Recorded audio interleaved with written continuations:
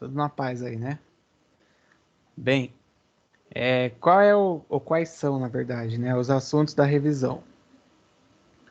Ó, são 4 assuntos, tá? Nesses slides não estão todos, mas eu tô com eles abertos aqui, então aí eu vou falando, então não tem problema, tá? Qualquer coisa eu vou colocando também no chat aí. Primeiro assunto, os princípios da administração pública, tá bem? Ó, espero que vocês se recordem, né? Quando a gente pensa em administração pública, nós estamos pensando na gestão do Estado ou na gestão da prefeitura, na gestão do governo federal. E toda vez que é falado de direito público ou direito administrativo, a gente tem como base a Constituição. Então eu não posso deixar, né, passar, se tiver uma pergunta, não pode passar que tudo que é feito dentro da administração pública é previsto na Constituição, tá? Eu tinha até comentado, né, nas aulas que ela é como se fosse uma bússola. E aí os princípios que a gente tem da Constituição, eles são considerados como a bússola para o que vai ser feito, para a tomada de decisões. O artigo 37, que é essa base, tá, da Constituição Federal, e aí ele estipula 5 princípios. Então, olha o que ele coloca. A administração pública direta e indireta. Espera aí que eu acabei duplicando o slide, agora que eu percebi isso que eu fiz, mas tudo bem. A administração pública direta e indireta de qualquer dos poderes da União, dos estados, do Distrito Federal e dos municípios, obedecerá aos princípios da legalidade, impessoalidade, moralidade, publicidade e eficiência. Então, caiu na prova falando sobre princípios da administração pública, vocês não podem esquecer que são 5. Sempre vão ser esses 5? Sim, porque é o que está na lei, né? Até que se vote lá uma emenda constitucional tal, não muda a coisa. Então, são 5. E aí a gente vai falar um pouquinho sobre cada um para poder relembrar, principalmente o pessoal que não conseguiu acompanhar muito essas aulas ou que já bugou aí a cabeça, né? Ó, aqui é a mesma coisa que tá lá, só que aqui tá resumido. Eu esqueci que eu ia tirar aquele primeiro para deixar mais resumido, mas já foi. Ó, primeiro princípio, o da legalidade. Ô, Então, Léo, oi? no Provon não vai, tipo, perguntar o artigo, essas coisas, não, Não, né? artigo não, vai perguntar conceito assim só. Vai, o que é o princípio constitucional da moralidade ou da legalidade? Não, tipo, tal coisa se refere a que artigo, aí você vai ter que ficar lá olhando qual é o artigo, não. Fica tranquilo. Então, ó, dentro aí do que fala o 37 da administração pública, fala da legalidade. Então, a legalidade, tudo que a pessoa for fazer tem que estar previsto em lei. Ou seja, ninguém será obrigado a fazer ou deixar de fazer nada se não houver uma lei falando. Exemplos rápidos aí que vocês já tinham visto comigo. Andar de carro com cinto de segurança. Está na lei. E aí a questão de multa, tudo está previsto na lei. Outro ponto, dentro aí da legalidade. Empresas que apresentam que não apresentam risco, atividade econômica sem risco, elas estão dispensadas de alvará. Tá na lei. Se vier, tipo, algum fiscal e querer cobrar alvará, tá na lei. Então você não tem o porquê, né? Você tipo, ter o alvará se a lei não te obriga a ter o alvará, tá? Outro ponto, outro princípio, o princípio da impessoalidade. Então ele coloca aí, ó, qualquer agente público, né, se seja eleito, é, concursado, indicado. Quando fala indicado, são aqueles cargos em confiança. Está ocupando seu posto para servir aos princípios do povo. Então ele não deve ter a administração pública como se fosse um puxadinho da casa dele ou um balcão de negócios, tá?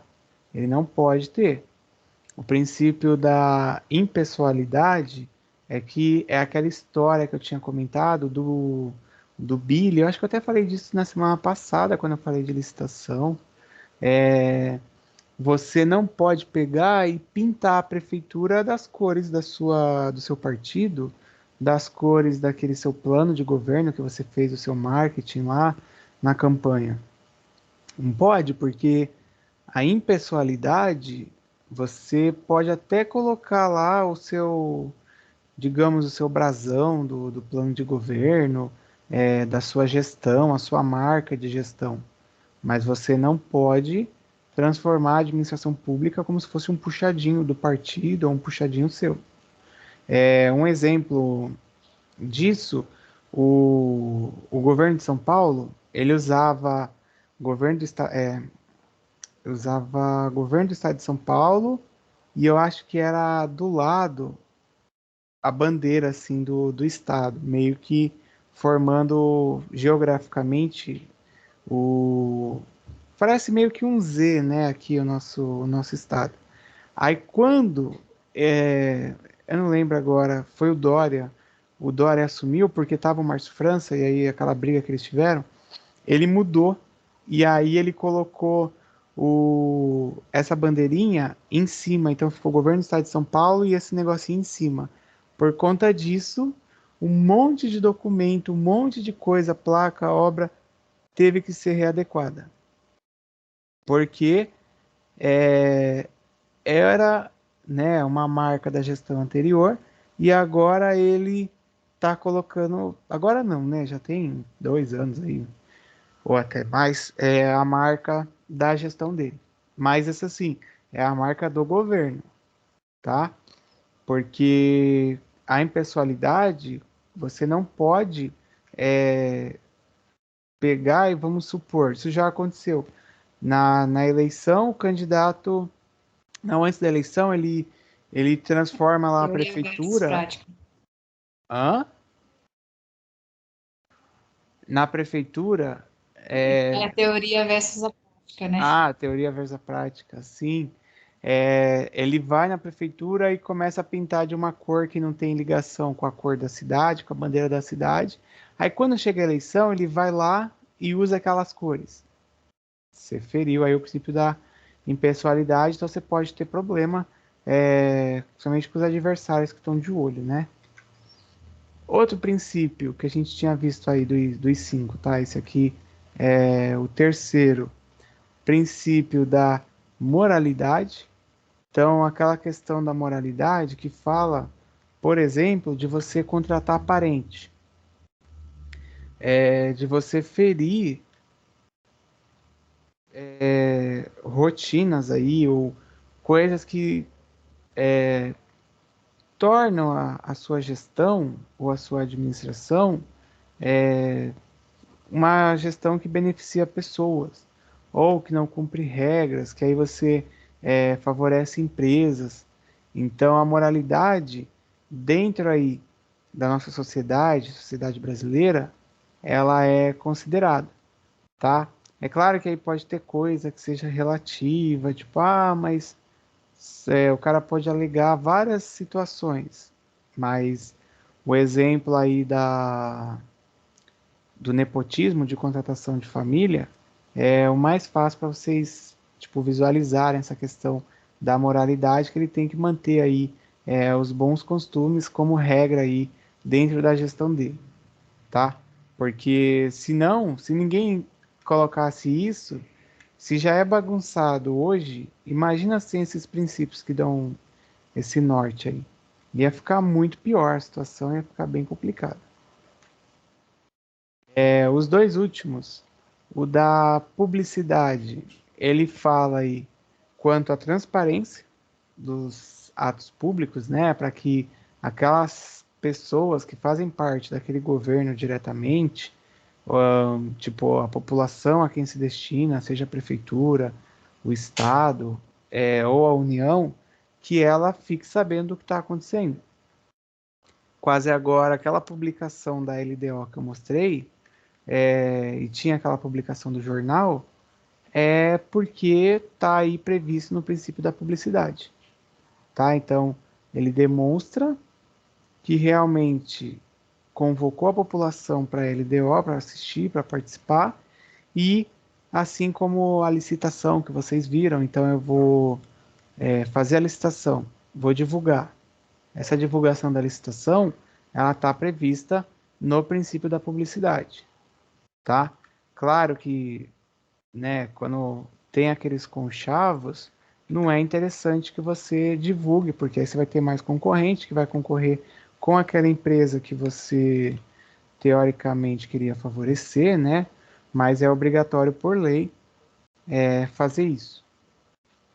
Já, até só para eu voltar aqui nesse, já teve até caso do juiz, por denúncia lá ao Ministério Público, eles obrigarem a prefeitura a não contratar mais determinado tipo de mídia, tipo de jornal ou de algum outro veículo para publicar as coisas, porque eles entenderam que não era um veículo que a população iria acessar, então não tinha um porquê de gastar para fazer essa publicidade ali.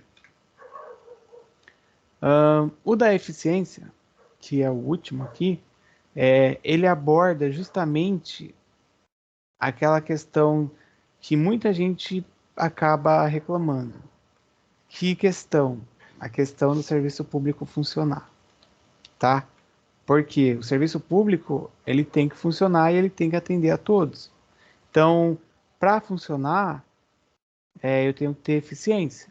E aí, seja no caso de uma contratação de serviço, uma empresa que vá fornecer mão de obra, que vá fazer algum tipo de trabalho técnico, eu tenho que relacionar aí com o custo-benefício, tá? Assim como a atuação aí dos agentes públicos, o INSS recebe diversas críticas por conta disso, que eu até vi esses dias que estavam falando que tinha unidade que não tinha elevador.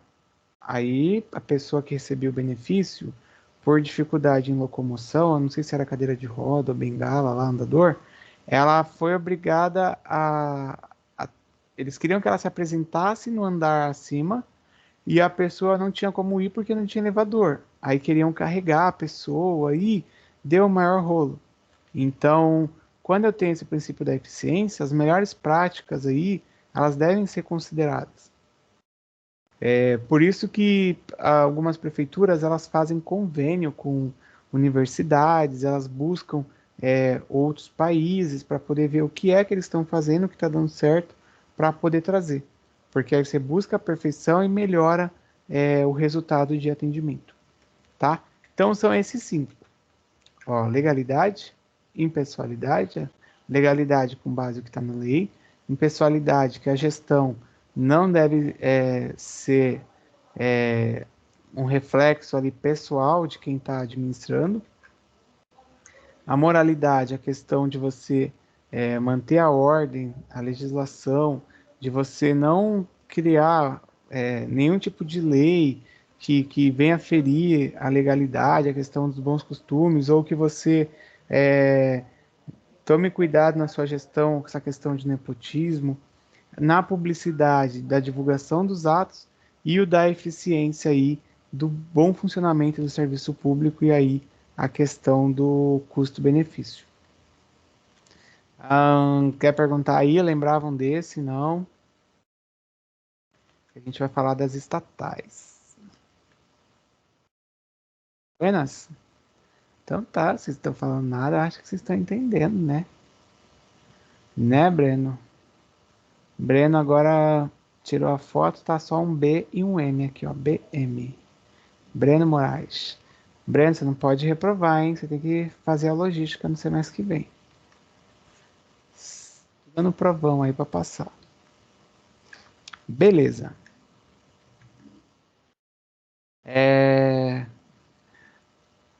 Não, você vai entrar. Mas já saiu, não já saiu o resultado? Você não viu, não? Saiu hoje o resultado.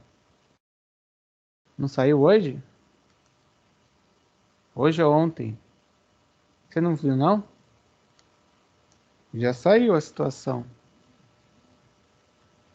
Ah, tá. É que o pessoal tinha falado que já estava aprovado. Eu falei, oxe, achei muito rápido, né? Tipo, muita eficiência aí dentro da ETEC. Achei estranho, mas agora que você falou, eu entendi o que foi. Então, bora aí para as empresas estatais.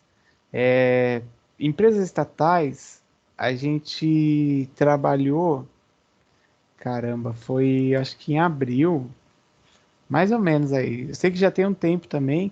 Esse dos princípios constitucionais tem um tempo, mas o das empresas estatais, olha, acho que foi lá para abril. Lembrando, né, o que é uma empresa estatal? A empresa estatal, ela é uma empresa ligada ao governo, ela possui algumas classificações, espero que vocês lembrem, né? Por exemplo, quando a empresa estatal, ela está vinculada com o capital 100% do governo. Aí a gente chama ela de empresa pública, porque o recurso que ela tem para funcionar, o recurso que ela tem para sua operação é ligado totalmente ao governo. Ah, então a Sabesp é? Não, porque a Sabesp ela é uma empresa de economia mista, tá? Que o governo ele tem aí a maior parte do capital, mas o dinheiro também vem de empresas privadas. E aí o lucro, as empresas privadas elas se beneficiam, tá? Uma coisa que eu até tinha comentado da outra vez é que quando acontece, tá? Não é sempre, hein? De ter prejuízo, dependendo do que está lá previsto, o governo ele arca o prejuízo. E aí você pode pensar, nossa, então se tem lucro, o governo é obrigado a dividir todo o lucro, mas se tem prejuízo, o governo é obrigado a cobrir? Se tiver isso previsto, apesar de eu achar uma burrice, né? Porque se a gente pensar em empresa não, desculpa, no princípio da eficiência, você não tem muita, né? Porque, tipo, claro que ninguém quer gerenciar para ter prejuízo, mas o dinheiro que está entrando ali, todo mundo quer dividir. Agora, se precisa cobrir um gasto, as empresas não querem cobrir esse gasto. Então, vai depender muito do que está previsto, tá? Deixa eu ver o que vocês estão colocando. Ah, dia 28. Você também fez, ô Fernando, a inscrição? A Sabesp ela já tem aí parte terceirizada, então eles estão querendo colocar para entrar mais dinheiro, tá? Para capitalizar o Estado, que a gente chama. Apesar, lembra do que eu falei, né? O Estado já tem uma reserva boa. Então, mas a proposta geralmente do PSDB é de sempre buscar privatizar, porque eles querem tirar o máximo possível da mão do Estado como justificativa de entregar maior eficiência. Às vezes dá certo, às vezes não. Ainda mais aqui no Brasil, né, que você tem aí uma grande dificuldade de fazer com que as coisas funcionem. Que é até uma complementação desse assunto aí das empresas públicas. Tudo bem dessas empresas públicas aí, das estatais. Então a gente tem o governo participando, as empresas públicas 100% do dinheiro do governo, E as sociedades de economia mista, o governo tem uma parte e empresas privadas possuem outra, tá? Eu não vou perguntar, por exemplo, como que é? Tipo, dados de números de empresa, empresa privada. Não vou perguntar isso, né? Até porque vocês não vão ter que ir lá olhar aquele gráfico, quantas empresas estatais tem no Brasil, qual é o segmento que tem e tal. Não. A gente vai acabar olhando mais essas questões de conceito, o que é cada uma delas, tá? Ah, Fernanda. Gestão de projeto é bom. Lá, quando eu estava em São Paulo com o pessoal no ano passado, eu tinha visto lá a formulação do curso. É bem bacana mesmo. Uma outra coisa, ó, apesar daqui de eu pular para a empresa da entidade paraestatal e terceiro setor, que aí eu até falei disso da privatização, quando uma empresa estatal ou algum segmento que o governo controla, ele é passado para outro ente, tá? Quando eu falo passado, tipo, Eletrobras, vai um exemplo. Aí vai passar a Eletrobras para que uma empresa, a partir de agora, a empresa vai ter a gestão da Eletrobras. Vamos supor que por 30 anos, 50 anos. Então, eu preciso, já que o Estado não vai estar mais controlando isso diretamente, não vai ser mais responsabilidade do Estado, eu preciso fazer com que alguém, algum órgão, gerencie isso, tá? E esse órgão que faz esse gerenciamento, vocês lembram o nome ou não? Quem é que faz esse controle? Tipo, antigamente tínhamos a Telesp. Os novinhos nem sabem o que é Telesp. Tínhamos a Telesp. E aí a Telesp foi vendida, privatizou. E quando privatizou, veio a Telefônica. Hoje em dia temos a Vivo. E aí existe um órgão que controla. Ninguém lembra, ninguém falou, né? O Alexandre só falou que lembra. Anatel? Isso, que são as agências reguladoras. Muito bem, foi a Gabi, né? As agências reguladoras, tá? Então, a partir do momento que sai do controle do Estado, das empresas estatais, nós temos a figura das agências reguladoras. Que as agências reguladoras, como é que deve ter saído aí? Só porque eu estou reduzindo aqui que estava muito grande. As agências reguladoras, elas vão disciplinar tanto o Estado quanto o setor privado sobre o funcionamento das atividades. Então, vai a Anatel aí que eu falei da Telesp. A Jéssica também falou que sabe. Tinha um cartãozinho de telefone da Telesp. A Telesp, gente, pode perceber, ó, Praia Grande tem o mesmo padrão de prédio do que São Vicente. Eu acho que ali é Jacob Emerick. Você vai indo perto da praia, tem um prédio de tijolinho. Praia Grande tem um prédio na mesma estrutura dessa. Porque era um órgão do governo, né, do estado, e aí ele fazia essa gestão da questão do telefone. Depois ele privatizou, então a Telefônica em alguns lugares ficou com esse prédio, e o controle, a fiscalização, se o serviço estava funcionando ou não, passa pela agência reguladora. No caso de telecomunicações, a Anatel, a ANP do petróleo. A gente está aí com essa briga, né, sobre preço de combustível. Combustível sobe, gás baixa. Às vezes o governo vai lá e baixa direto lá digamos, na refinaria. Aí quando chega na bomba, tipo no posto, o preço não baixou.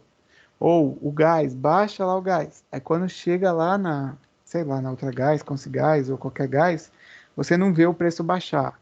E aí o engraçado é que quando aumenta, o preço aumenta na hora. Então, a agência reguladora ela acaba também fiscalizando e controlando, e até quando tem casos de denúncia, já teve um posto na galera aí que é da Oceana, da Vila Mirim, não sei se tem alguém dessa turma, mas eles vendiam a gasolina, gente, muito barata. Mas muito barata, tipo, em média tava 4,30, 4,40. os caras conseguiam vender a gasolina a 3,89.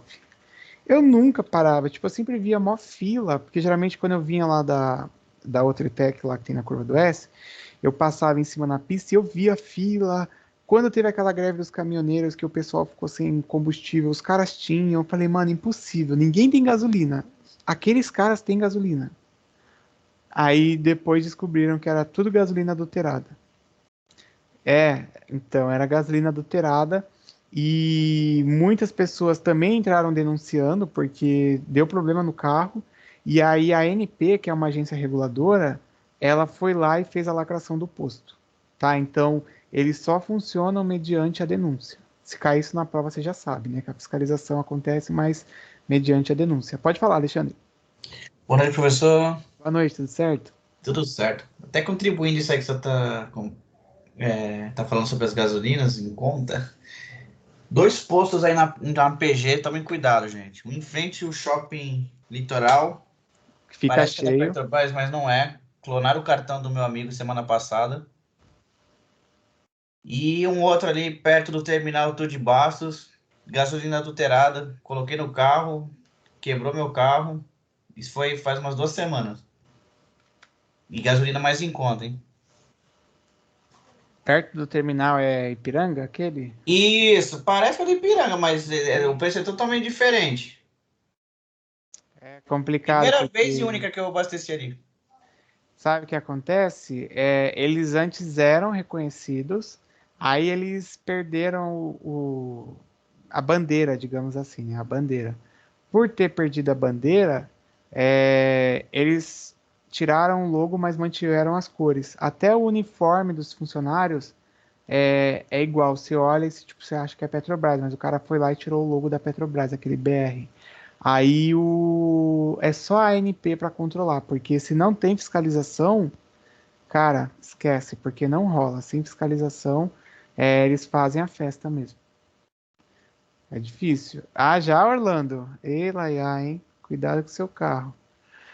Porque aquele posto ali é mais barato, né? Vive cheio, mas já teve problema já mesmo. O meu pai acho que colocou uma vez também, teve problema, que é bem na viradinha ali do shopping, ali antes de entrar no shopping. Boa. Ó, então a agência reguladora tem um papel aí de fiscalizar em diversas áreas, tá? Pode ser de telecomunicações, de petróleo, tudo que o governo passa, ele acaba tendo a agência reguladora. Até o que o governo controla, tá? Que existe, ó, eu vou colocar um nome aí. Agência Nacional de Transportes Terrestres, ANTT. Vocês já devem ter visto isso colado em caminhão, colado em ônibus e outras coisas. A ANTT, qual é a função dela? Fiscalizar se o transporte, o veículo, ele está regularizado. Então eu vou dar um exemplo de um amigo meu lá, que ele é de Cubatão, e ele começou a trabalhar agora no porto, transportando algumas cargas. E o veículo que ele tinha, ele usava para transportar botijão de gás. E aí ele teve que adequar para poder atender as normas até de lá do terminal. Então ele teve que ir na NTT, adequar o veículo, colocar a questão de segurança.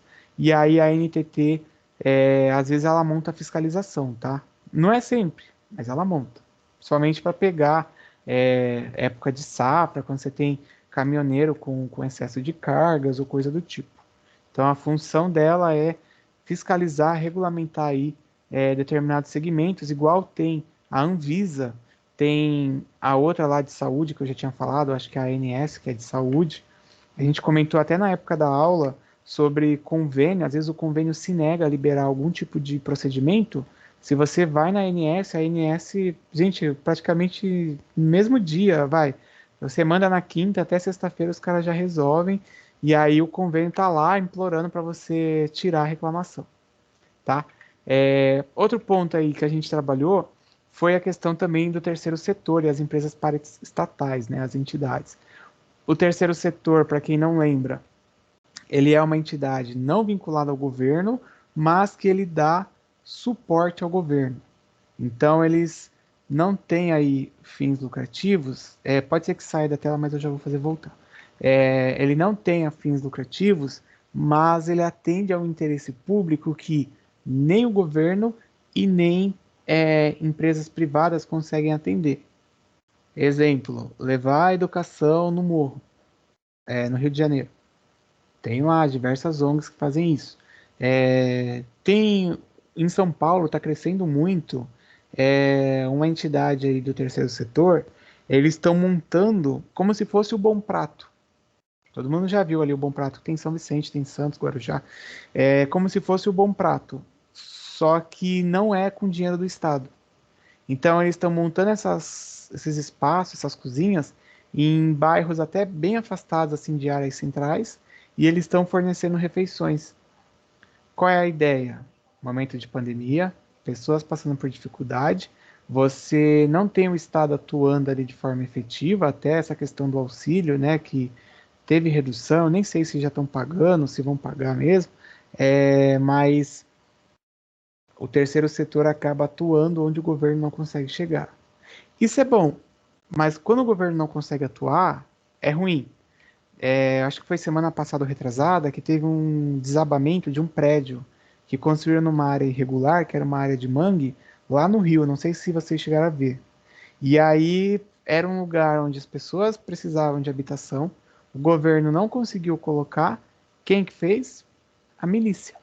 E aí a milícia domina algumas áreas justamente porque o Estado não consegue atuar e aí ela acaba meio que dominando, mas não é dominando a palavra que eu queria dizer, era monopolizando, pronto, era melhor essa palavra. Monopolizando aí algumas atividades, tá? Lembra que o monopólio é quando eu tenho uma empresa só dominando tudo e a milícia domina tudo lá, nessa área da zona oeste lá do Rio.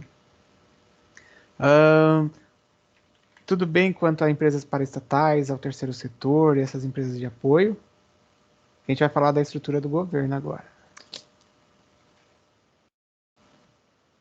Sim, quero ver esse provão, hein, Breno? Meu Deus do céu. Tirar MB. Beleza. Estrutura da gestão pública. Até eu acho que foi a época que a gente teve palestra, que vocês tiveram com o Jefferson, com o Gabriel Miceli. Eles falaram também um pouco disso, da estrutura. Eu lembrei porque antes da aula o Jefferson estava fazendo uma live falando sobre meio que uma prestação de contas, né? Que isso daí também faz parte dessas atividades aí de quem está na gestão pública, né? Então, ó, o artigo 18 da Constituição, ele aborda quanto à organização política administrativa que a gente tem aqui no Brasil, onde essa organização ela passa por três entes: a União, lembra, União, governo federal. Se tiver lá, relacione governo federal, governo estadual, governo municipal. Então a União está ligada ao governo federal, os estados, né? O Distrito Federal também, tá? Porque ele tem a sua autonomia, é um pouco diferente do que a gente tem como padrão de município, e os municípios, cada um tem a sua autonomia, e igual a gente até viu mais cedo hoje, a autonomia para fazer seu orçamento, autonomia de contratação, legislação. Mesmo aqui na região, um exemplo, existem diferenças quanto à questão de plano de carreira. Por exemplo, que Santos tem lá algumas regras ligadas a plano de carreira. Praia Grande já não tem. Então, cada município tem a sua própria forma de se trabalhar e a sua regra. Lembrando, ao falar de município, de estado e união, todos precisam seguir aos princípios administrativos, tá? Princípio administrativo, a gente viu aí quase agora, que se fugir daquilo, é caracterizado aí no crime de responsabilidade fiscal. Então, você não deve ou não pode aí permitir que fuja dentro daquilo que está previsto na lei, até porque o primeiro que eu havia falado, que era o princípio da moralidade, ele já aperta, digamos assim, o calo aí dos políticos, porque se você não segue tanto a moralidade quanto a legalidade, você já passa aí a ter problema junto com a legislação. Dentro da estrutura, eu espero que vocês se recordem disso, né? Que a gente tem a administração direta e a indireta. Então, a direta que são aí os órgãos, né? Que eles não possuem CNPJ, são os próprios órgãos do governo diretamente ali, tá? Ela tem lá o recurso financeiro que vem dos cofres públicos, ela acaba aí desenvolvendo políticas voltadas, né, para a saúde, para a educação, para poder trazer melhorias para a população. Então fica centralizado, vai na Secretaria de Saúde, ações voltadas à saúde. Fica na Secretaria de Educação, ações voltadas à educação daquela cidade. Agora, vocês não podem confundir, por exemplo, com a indireta. Porque eu acho que até a gente fez um trabalho sobre isso, né? A indireta, ela acaba falando que são criações por lei que eu faço de tanto empresa, autarquia. Lembra que a autarquia é criada por lei, que é aí um componente da administração pública para administrar determinada função.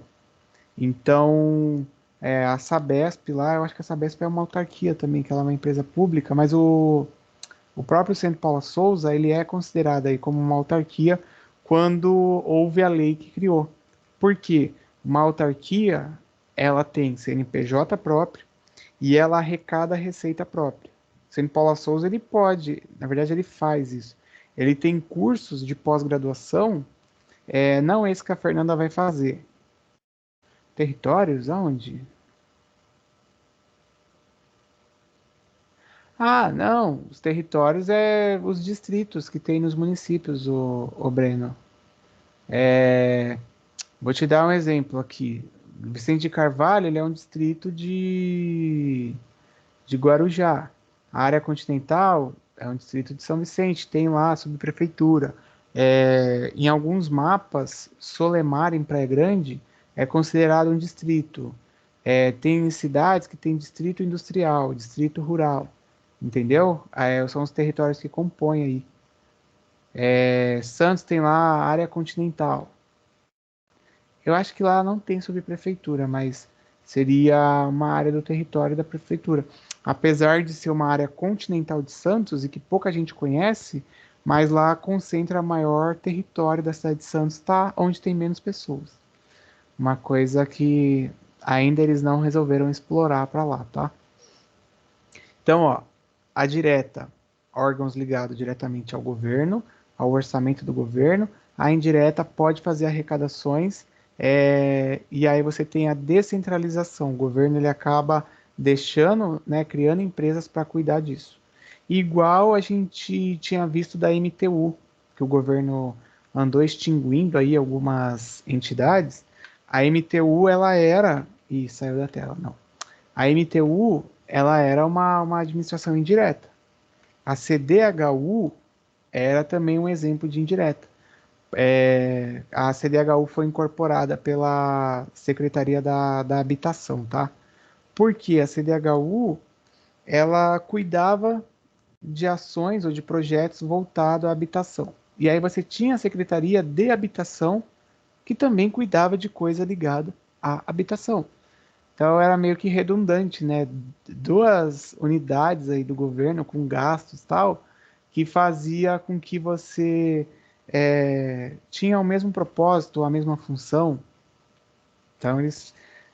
só que isso daí eu não boto muita fé, que pode ser que o próximo governador, ou se for continuar o mesmo, pode ser que eles remanejem tudo de novo. Isso é normal, porque eles criam políticas para reduzir gasto, aí beleza, né? Aí o Estado, tipo, dá um respiro no caixa. Aí passa um tempo, eles vão lá e se tinham 20 secretarias e agora tem 15, eles aumentam para 22. Fica pior do que estava, às vezes. Tá, isso daí depende do governante. Tem governante que fala que vai enxugar o gasto, mas na verdade o cara no começo enxuga, mas quando você vê ele está pior do que quem estava antes dele, e aí cada um adota um tipo de ação. O último ponto é o da licitação, que vocês acho que já está mais fresco aí na cabeça. Quanto à estrutura da gestão pública, viu aí que eu coloquei até um exemplo, né? Alguém quer perguntar aí alguma coisa? Sim, não?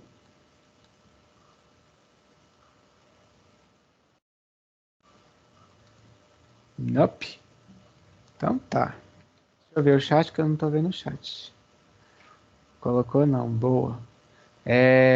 Então tá bem. Alexandre, entendendo aí, né? Menos que MB eu não aceito, hein? Pelo menos da minha aula. Não sei das outras, né? Como é que vai ser a situação, mas tudo bem, né? Porque também vai contar aí uma nota global, digamos assim. Bem, licitação então.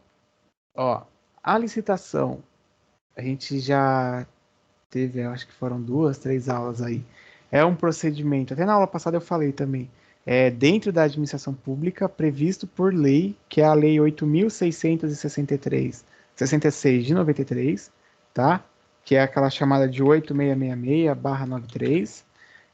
Não precisa saber lei ou decorar a lei, eu não sei se a Jéssica tá aí, a Jéssica fugiu, mas não precisa decorar a lei, tá? Lembra que a licitação tem como objetivo contratação de empresas com o poder público, seja compra, seja serviço, compra de bem, né? Seja serviço, obra, tudo que vá atender a necessidade do governo. O governo é um grande cliente. Se eu pensar, né? Tipo, Brasil hoje, momento de pandemia e empresas. O governo, ele pode ser considerado como se fosse a China dos compradores. Aí você fala, nossa, mas a China é bem potente na parte de compra, de gastos, investimentos. Sim, o governo pode ser considerado como se fosse uma China, porque ele tem o poder de incentivar a economia. Exemplo bem rápido, que até foge de licitação. O governo tem poder de colocar ou de retirar dólar do mercado. Ele pode vender os dólares que ele tem da reserva e faz com que o preço baixe. Ele pode comprar os dólares e fazer com que o preço aumente. Ou ele pode simplesmente não intervir no mercado, né? Mas o governo tem esse poder e no caso de empresas, ele vai lá e tem uma obra, vamos supor, da ferrovia. Gente, a obra da ferrovia, acho que é dos anos 80 para 90. Até hoje não saiu, que era uma ferrovia que ia até o Pará e ligava até o Mato Grosso do Sul. O governo pode, com isso ele vai incentivar a economia. Ele pode, criar um projeto para fazer transporte aqui na nossa baixada de barco. Você está em São Vicente, você consegue ir para Santos, para Cubatão, para Praia Grande, para Santos, sem precisar de ônibus. O governo pode fazer esse incentivo, mas aí depende, né? Então, a licitação ela serve para atender isso. Lembrem que a gente tem as fases licitatórias. As fases licitatórias são importantes porque eu preciso seguir como se fosse um ritual. Se eu não sigo, se eu pulo, se eu não dou prazo para o meu pro licitante, para quem está participando ali, eu corro o risco de ter o processo invalidado. Então eu tenho a fase preparatória, que é a fase interna, onde eu passo a montar o edital, a levantar informações, levantar valores, ver se realmente aqueles valores eles estão compatíveis e aí eu faço a previsão no meu orçamento. Quando eu falo previsão no meu orçamento, eu estou falando de eu reservar um dinheiro que vai ser destinado ao uso na licitação, tá? Sem isso, eu não consigo lançar a oferta daquilo que eu quero comprar.